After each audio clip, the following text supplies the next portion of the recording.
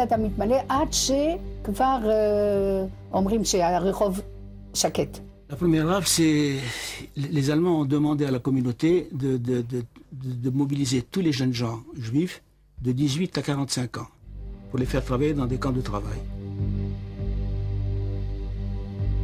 Il ne s'en est pas présenté beaucoup et ça a mis les Allemands en colère. Alors ils ont décidé de nous rafler dans les rues.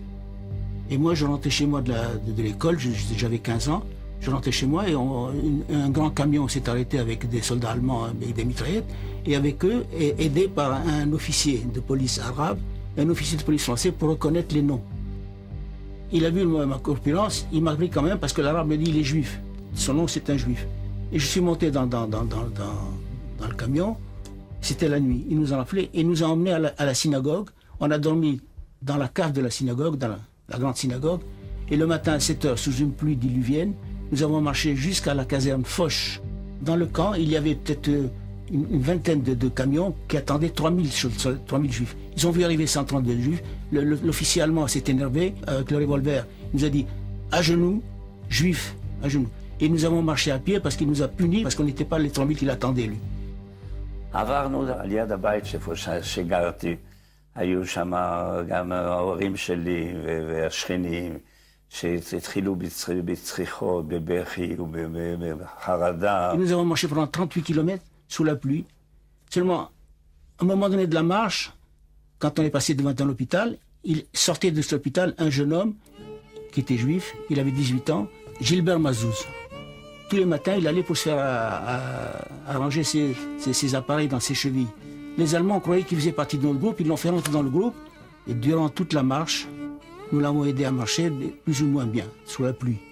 Seulement la nuit, les SS se sont trompés de chemin et ils sont rentrés dans des terrains labourés.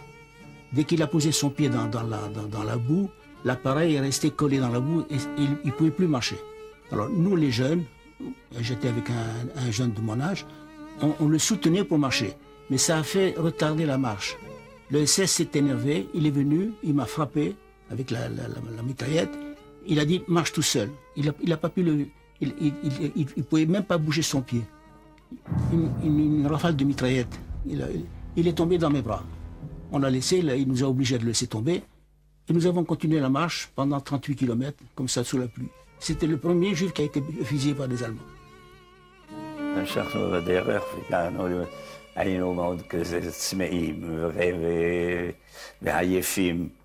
Nous sommes restés une semaine sans rien manger, parce que même la communauté ne savait pas où nous étions. שכבנו על הרצפה כל הלילה, הרצפה קרה, זה היה בחודש נובמבר. אז עד למחרת הריעו אותנו בצריחות ובצעקות, לקום. Il fallait déblayer toute une gare avec des grands cailloux, parce qu'ils voulaient que l'on creuse après des trous de 3 mètres sur 3 mètres de profondeur pour enterrer des canons anti-chars, parce que les Américains étaient en face. Les Allemands m'ont appelé, ils nous ont dit « Vous allez faire un fossé tout autour de la tente ». Mes coreligionnaires. Je leur ai dit « Écoutez, ils sont allés se cacher, on va se reposer un peu ». J'ignorais les foules crématoires, j'ignorais ce qui se passait en Europe. Je faisais partie du Bétard, j'étais un juif révolté. Je ne savais pas quand tuer les Juifs.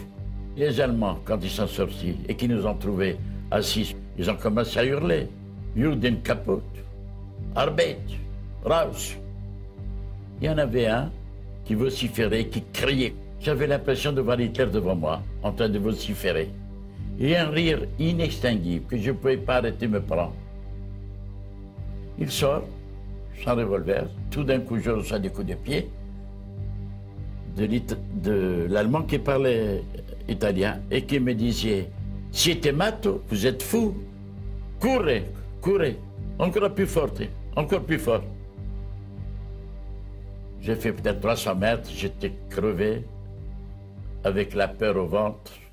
Le lendemain, j'arrive, je trouve l'Allemand qui parle italien, qui m'attendait. Non vale la peine di andare, pas la peine d'aller. J'ai changé, vous allez être au déchargement des munitions. J'ai déchargé des bombes de DCA Et voilà comme l'histoire a fait que je suis encore là. Je me suis évadé. J'ai réussi à m'évader. Mais le pire, c'est mes deux frères qui ont été à Bizerte et qui étaient un camp terrible. Les Juifs là-bas étaient obligés de travailler du matin au soir dans le port de Bizerte, qui recevait du matin au soir des armes. Et donc il était bombardé du matin au soir, ce port, avec les amis américains qui lançaient les bombes. Et il en mourait tous les jours. Tous les jours. היות באותו הזמן הייתה בריחה של העובדים, ברחו מהמחנה והלכו לתוניס, הצליחו להגיע לתוניס. אז החליטו כנראה הגרמנים שכל ניסיון בריחה או חשד לבריחה יורים והורגים, וכך נהרגו כמה אחדים מהחבר'ה שלנו. Mon frère aîné, Émile, était responsable du travail là-bas. Les Allemands l'ont nommé responsable. Et il a réussi à faire évader des jeunes gens tous les jours, en les déguisant comme des Arabes. ואני יצא לי איזה שיר לשיר שם, מהסבל שסבלתי.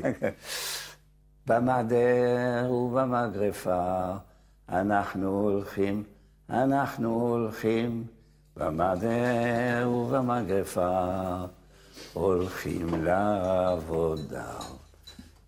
באי ג'רבה, שזה בדרום תוניס, באו וביקשו סכום עתק. הרי אנחנו יודעים שבג'רבה מתעסקים עם תכשיטים.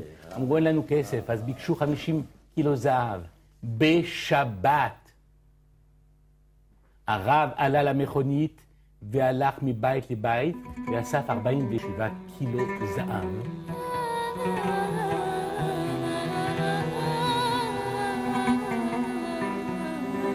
פרשת תרומה, הגיעו נאצים עם שני ערבים והם מתורגמן.